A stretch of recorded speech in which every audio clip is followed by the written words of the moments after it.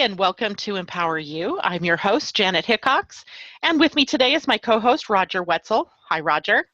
Hi, Janet. How are you? I'm good, thank you Good to very be much. here. It's good to have you back. I have to tell you, I've missed you. Thank you. I You were missed you missed. too. Yeah, I know you did, because you Yeah. were in Spain having good times, rolling your ankle and Yeah, having a good time falling or whatever you did. that's true. The world traveler returns, thankfully, because I'll tell you, doing interviews without you is just not the same. It feels sort of, Boring? no, the people aren't boring. It just feels like something's missing. Like that interjection that you always put into things gives us sort of, banter back and forth. And you think of things Well, I yeah, don't it's think. supposed to have fun, right? That's right. That's Exactly. true. Exactly. Good. So today our guests are India Murkison and Dr. Jeremy Ayers of the Naturally Better Healing Centers. And hello, both of you, and welcome to Empower You. Today, we're really going to be talking about the vision. I think it's an extraordinary vision. I think that would be a really good word to put in front of it. I'm not sure who began this vision. Jeremy, I would think it was you. Yeah, she's pointing at you, so I'm guessing it was you. So let's just start with, telling people a little bit about you. Dr. Jeremy Ayers is an osteopath and a naturopath, and he's also the founder and CEO of Naturally Better Healing Centers. Jeremy's experience spans over 27 years, and he's been fortunate to count many of the great British therapists as his mentors in the field of osteopathy, nature cure, nutrition, and many other aspects of the natural holistic health world. He has helped thousands of people worldwide to regain vibrant health and become pain-free with a success rate of over 95%. That's incredible. I really want to talk about that too if we have time today. And it has been his long-held vision to bring to the world ancient natural healing centers with the evolved knowledge of today's technology and advancements. He nearly achieved this in New Zealand under the Humana Project and was to be funded by a local Maori iwi upon their financial settlements for land claims with the New Zealand government. But this process, sadly, to this day, still has not concluded. Dr. Jeremy Ayers is extremely well respected internationally and has lectured and written on various subjects on health. He is a celebrated host, panelist, and guest on many internet TV and radio shows, and founder of Naturally Better TV, a broadcasting platform in pre-launch phase at the Naturally Better website. He brings vision, experience, and passion to the project and will be the guiding light as CEO and a key member of the overall management and direction of the project and the face for the brand. Ultimately, he will become the international health ambassador, spokesperson, and visionary for Naturally Better and its further expansion. Welcome. Well, thank you, Janet, and thank you, Roger, for having me. Thanks for being here. Yeah, we're really excited to talk to you because, first of all, I've got to, it's shown here on the screen behind you, your famous saying, you're not sick, you're toxic. And so why don't you take us back a little bit in time and give us an idea of where that came from and how you kind of came to be interested in natural healing as opposed to the typical allopathic way of healing? Yeah, well, there's a story for you that hopefully I can get through in a reasonable time frame. But my life was started quite normally, like most people, a very simple life, simple working class family. I was actually I told my mother I think she had me so that I could fulfill the carpenter position in a family building company that we had. My brother was the mason bricklayer, and they needed a carpenter, so I'm pretty sure that that's how it came, because my first memories were them telling me, you're going to be a carpenter, and that indeed was my first training. I was an international athlete representing Great Britain in canoeing, and the furthest thing from my mind was natural medicine, let alone becoming hopefully a great force of light and knowledge in the future. And it was at the age of about 21 that I hurt my back very badly when I was training the year to go to the Olympic Games. My whole life had been sinted getting to the Olympic Games, nothing else, Very narrow-minded, very arrogant in those days. Some say still, but it's not true. But anyway, very, very, very arrogant, typical 21-year-old, knew I knew it all. and I hurt my back very badly, and almost couldn't walk from the pain. And all I knew was doctors like anyone else, but I didn't like their medicines. I didn't like their injections. And, you had to drag us to a doctor. But as luck would have it, as far as I'm concerned, it never was luck, because I'm utterly convinced I've been guided since these times, and it was the beginning of a great awakening. But there was an osteopath, and if your listeners don't know what an osteopath is, it's pretty similar to a chiropractor on the squad, the Olympic training squad, and portly gentleman, not the picture of good health by any imagination, but a great character. And he was basically going to treat us for almost free. So, I mean, what was there to turn down? So I thought, I'll go along. And I went along to this portly chap, and he had a rather big clinic. And he handed me over to this German woman, which was one of the most masculine men I've ever met. I'm sure she was from East Germany. Was her name Helga? I don't remember her name was, but I think she probably for the Stasi. Look, you see, my dogs are barking even at my memory. They're getting upset.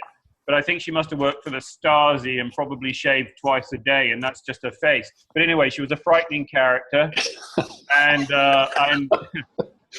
put me on. So this is my first introduction to so-called natural medicine, and I was petrified. And she put me on the couch, and this woman went through what was supposedly massage, but I was in a torturous pain.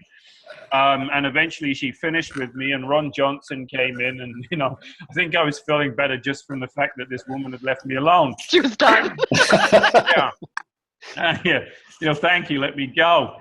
And anyway, Ron Johnson came in, and I'm just in my boxers, and pretty vulnerable, and he put me in what I thought was some pseudo-sexual position, no explanation, and then and adjusted my back, and the pain just practically vanished. A massive reduction, and I was just like a blind being ripped from my. I just said, "This is amazing."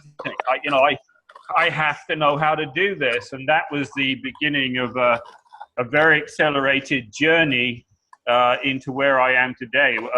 Basically, I managed to get the very condensed version, I assure you, but I managed to get myself on what was perceived.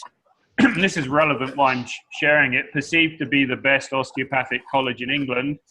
And I got on that. There was a lot of people that didn't want me to go on it and stay in the family business. Anyway, I got on it, and within the first year, I was bored out of my brains. And I was very upset about this. It was everything that I wasn't expecting. Are a few brilliant lecturers. By the way, I don't know if I can hear a lot of feedback in my ear from someone doing something. Maybe the mic needs to be muted. But anyway, so I happened to be sitting next to a chap that's everything I don't like in a man. He was a bigot, a racist, solved his problems with his fists. And I couldn't understand why I liked this man, but for some reason I was sitting next to him and I befriended him. And he turned to me one day and he said, "You know what, this is crap." And I went, right, it is. And he said, "Do you want to meet Harry Hawes, who trained my father? His father was a great osteopath." And I said, "Absolutely." And off we went in his car very, very soon after, right up to the north of England on the borders of Scotland, into, I don't know if you remember the Hammer House of horror movies in the sort of 60s and 70s. And they were always dark moors with fog and old granite. This was a Catholic, I'm sorry if you've got any Catholics listening, but this was a Catholic college and a frightening place before I knew anything about Vatican and Catholicism, what's really going on or alleged to be going on, but very frightening place. And this is the building they'd hired, and, terrible equipment, everything secondhand, and, the complete opposite. But then I met Harry and his beautiful wife, Doreen, who were in their late 70s. And the moment I met them, I knew I was in the presence of somebody very extraordinary, a little petite man, hands, strong hands. When he touched his hands, they were so hot, I couldn't believe it. And that was it. I knew I'd met my first mentor, and he saw something in me instantly, which I only suspected. At that time, your brain is telling you all the things that you're not, with fear. But he saw, and he said, "You've got it." He said to me, "You've got it," and he took me under his wing. And basically, I accelerated very quickly through that. And for me, it was like remembering, because it was remembering in truth.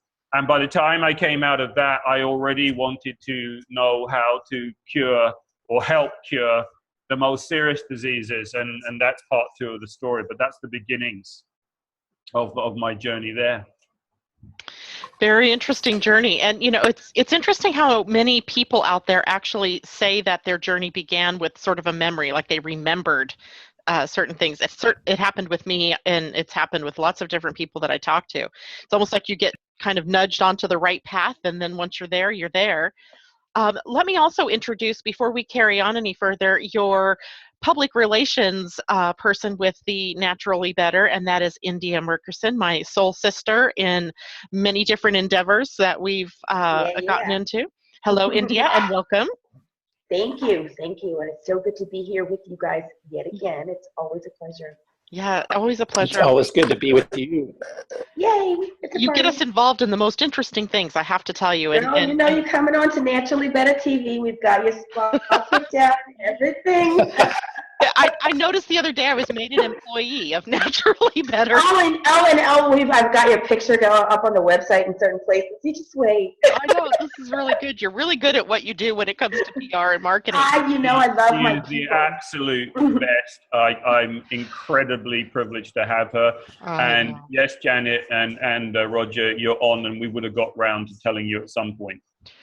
Yeah, Roger's not on Facebook very often, so we don't ever know. He never knows anything. We're going to put your picture there, and it's going to compel you to join in. Well, I do have a Facebook page, just so you know. I know you do. He does. So now visit it every now and again. Yeah, that would be nice, Roger. Visit your Facebook page periodically. Just once in a while. So India and Jeremy, tell us how you two connected and what brought the two of you together. Because India, I know you've had an interesting, lots of interesting health challenges throughout your history. So what drew the two of you together? Well, it's really, really strange how life kind of, again, nudges you or kicks you in the ass, however it needs to come about, into the places where you kind of like supposed to be, because everything feels wonderful in this time in the work that we're doing. But it was quite amazing when I started to get interested in how, really solutions based. How can we make it better? What can we do ourselves? I'm very practical. And the first thing that I did was I was aware of Hope Moore's work with the Fix the World organization. That's where this all began. Even before Jeremy even knew that I knew who he was. I had really been interested in the work she was doing and the people that were bringing projects together, ways and, services and gifts of different sorts of ways to improve humanity's lot on this planet. So the first thing that I wanted to do was like, wow, there's other people who kind of think like me, instead of waiting for something to be handed to you or for you to be, vote, do you want it? Or, we've been granted to this, whatever kind of situation. What can we do practically among ourselves? And so to me, when I found a community of people who were forward thinking about really huge ideas about this guy wants to change healthcare. He doesn't want to, have a massage clinic. That's not what's going on. He wants to change healthcare. I wanted to, I had a vision of creating eco-villages and sustainable communities where we can live, learn, teach, heal, grow in a conscious environment. That was what I wanted to do. And I just started seeking out these people who had projects on the roster, actually. Started a radio station, kind of like he just started talking. And I just came to him one day. I'm like, listen, I know some people that you know. And I hear you got your shit together, could you come on my radio show? And he was kind of, he's been called a diva, and he kind of is, because he's like, well, I'm really busy. What would I be talking about anyway? You've got to convince me. Tell me some things you'd want to know. And I'm like, well, damn, like, it's all like, I'm like, wow, okay, he's all Hollywood or something, But really, it's a real life question, If you're interested in what I'm saying, show me that you know what the hell I do. You know what I mean? So it was kind of like, I kind of appreciated it. I'm like, okay, he's one of them ones. He's going to make you walk your talk. Oh, yeah, and look, boots tying up now. I got you, So, after a few conversations, and I had kind of corralled a team of people that I wanted to, again, as you know, I've shared before with you guys, I've seen my way through certain things that just didn't make sense in my own medical crises, and things have come a long way on my own. And I'm like, wow, these are doctors who are not like those guys in the white coats who I spent over 30 plus years being like almost like a victim of almost. I've been like, under the thumb of these people who are supposed to know so much, but my body was saying like, everything you're telling me is not working. And finally I found people who were skilled, experienced, and using these practical things to correct these conditions or labels that I had that, made sense to me. You kind of know things. You don't know why you know things. Well, he knew the science and could explain the things. I'm like, yeah, I'm going to need this guy. And so, again, I got him and Darko Velchek, Clive DeCarl, and then we were recently joined by Valerie Warwick. These are all health professionals who are, again, forward thinking, like, this world doesn't have to be like this. You don't have to be taking all of these shots and, all of these tablets. And a pill's not going to fix everything. And when is anyone going to ask the question of, what's causing these anomalies? What's causing these upsets in the human condition? And I never heard anybody think like that. And my mind was blown. My jaw was on the floor. And since then, like, it's been a year and a half plus that we've been doing broadcasting shows, sharing health solutions. And now we've always had these little projects of everyone's, been working on something huge or grand in the background. But now everything has pushed to the front. And so this is the time where, it's kind of like, okay, expanding you was great and terrific, but I know where my gifts lie. I can talk. I can unite people, but I believe in the work that he's doing because I've lived the journey that he's sharing. And I want to be the first person to sign up to say, like, I need to go to this college, because just watching him work and we, talk about cases and stuff like that together now, and I'm just like, I don't have any more notebook paper left, Every day is like, there's like sprinkling glitter into my world just being around him. So yeah, that's what I'm doing. So that's a great segue, because Jeremy, I want to ask you, what is the difference between an osteopath and a traditional doctor? Because it's only, for me, it's only been about 3 months that I actually ago or so that I heard the word osteopath and met someone who is one.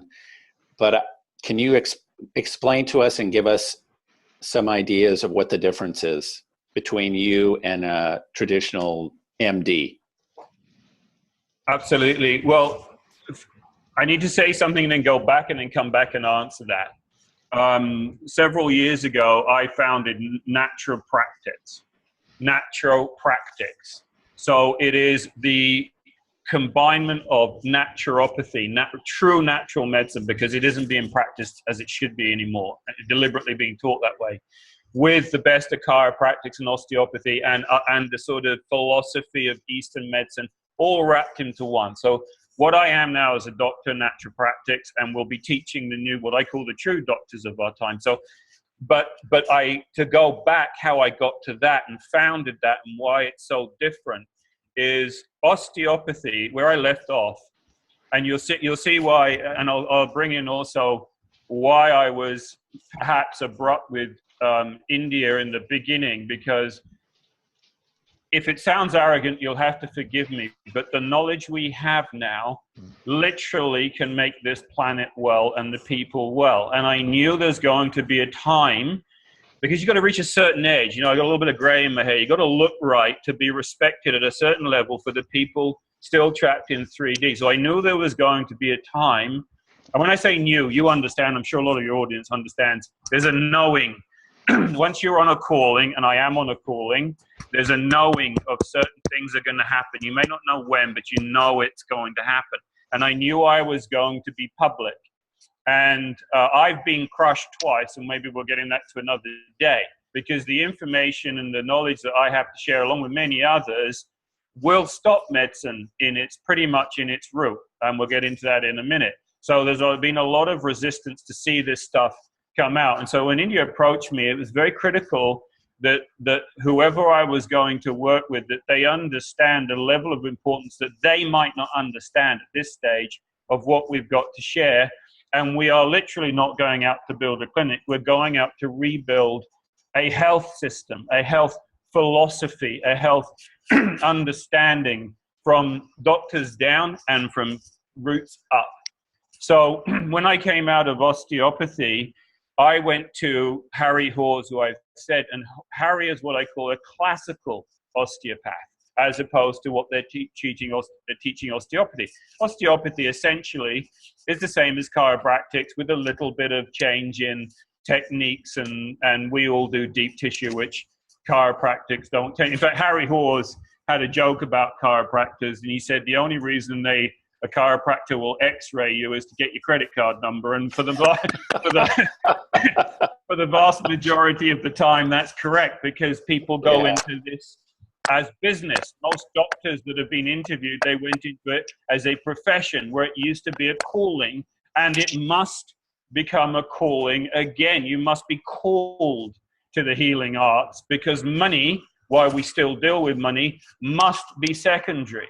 And while money is why you went into it, you can never fully serve who's in front of you in the truest sense of the form, in the purest sense.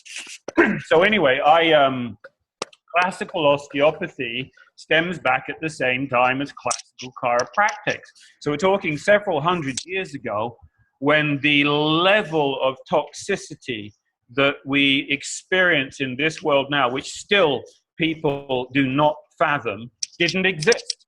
You know, from electromagnetic pollution to the number of chemicals to pesticides and things it just didn't exist. And I'll go into that a little bit later so people have some understanding. So what the osteopaths and chiropractics philosophically understood was that the nervous system, which is the brain and the spinal cord and then the peripheral nerves going out to every cell in the body, was a two-way path.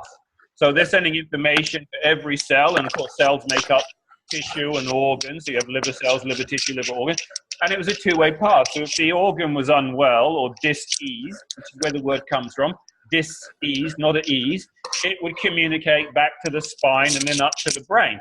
And they recognized that there would be what they call a subluxation in the spine or in the physical body that has created a stagnation of movement of energy, often referred to as chi or prana or things like this, that some people are more familiar with, but also a physical stagnation of fluids, blood, lymph, cerebrospinal fluid that bathes the brain, and also a neurological stagnation of electrical information being channeled to these areas, backwards and forwards. So they understood that tissues would change and organs would change, and if they did adjustments, it would free up that stagnation, things would move, and the body is, and I'm looking right in the camera now, audience, the body is self-healing. You know, this is one of the fundamental things we teach. Your body does not know how to work against you. Irrespective of what faith or belief you have, it isn't made that way. Now, I know a lot of people listening will go, well, that's ridiculous. Look at my health and look at but you just don't understand all the jigsaw pieces yet, and hopefully we'll expand upon that later. So the chiropractors and the osteopaths were really preaching from the same text of philosophy, slightly different, and that's classical osteopathy and chiropractics, and very successful it was. Okay? Then, through that period of time, allopathic, which really were the real snake doctors, still have the serpent as their main logo. If you were in a question of who really was a snake medicine, and medicine, by the way, I spell MEDI-SIN because it's very accurate, because all their medicine is toxic. And if you can find me any philosophical or religious text which says, take a sick man and the way to make him healthy is poison him, please present it to me, because I haven't found it. It makes no sense to me. So anyway, there was this war starting between what I call true medicine and allopathic medicine. And, you know, money gets involved. And really, around about the 1900s, naturopathic doctors, natural medicine, who recognized that you were not sick, you were toxic. But remember, we've gone through an industrial revolution now, and so the level of toxicities are building up. We're putting mercury in people's mouth from 1860 and all kinds of things that we'll get into. So naturopaths were becoming more important because they were recognizing that we were becoming more and more poisoned, and that these diseases and all these labels and symptoms were simply the body's attempts to get rid and resolve. And if you look at the basic fundamental philosophies, a naturopathic, a natural doctor views everything as stagnation. And inflammation is the body's way to try and resolve this. Now, medicine sees inflammation, you got to stop it. They do everything possible to stop it.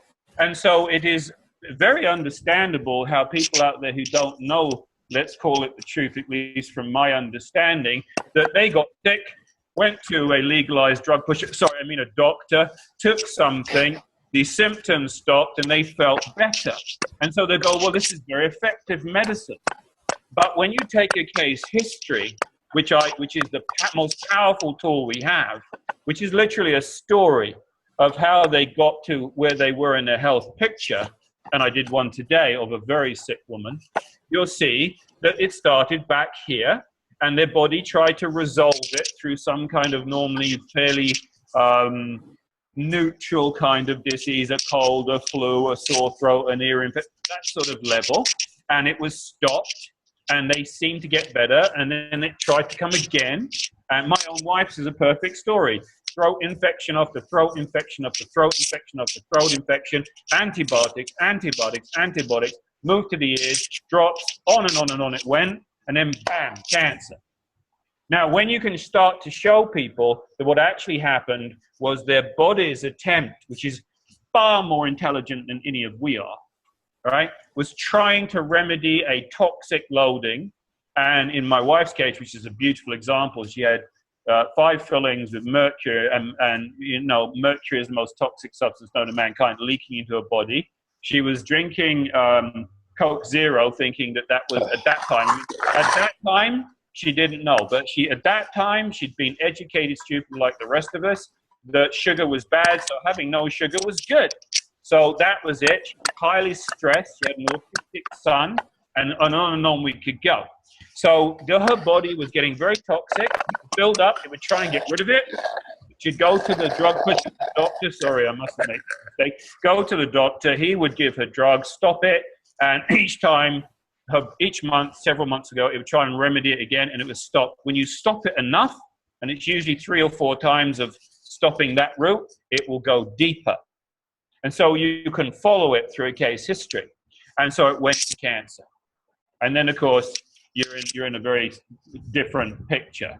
So naturopathy, to answer your question, 200 years ago, doing adjustments and recognizing that the body was completely connected. You can't have ear, nose, and throat specialists if you're a 200-year-old chiropractor osteopath. The philosophy is just totally alien. How can you separate your feet from your brain when every drop of blood connects every cell and the nervous system? You just can't. Right? So they would be looking at blockages, stagnations, and how to remedy that. And they would also look at your life. What are you doing? Are you overworked? Are you are you in a lot of stress and la la la la la la? So they would look at the whole being. Naturopathy. Go ahead. Let's pause and take a break.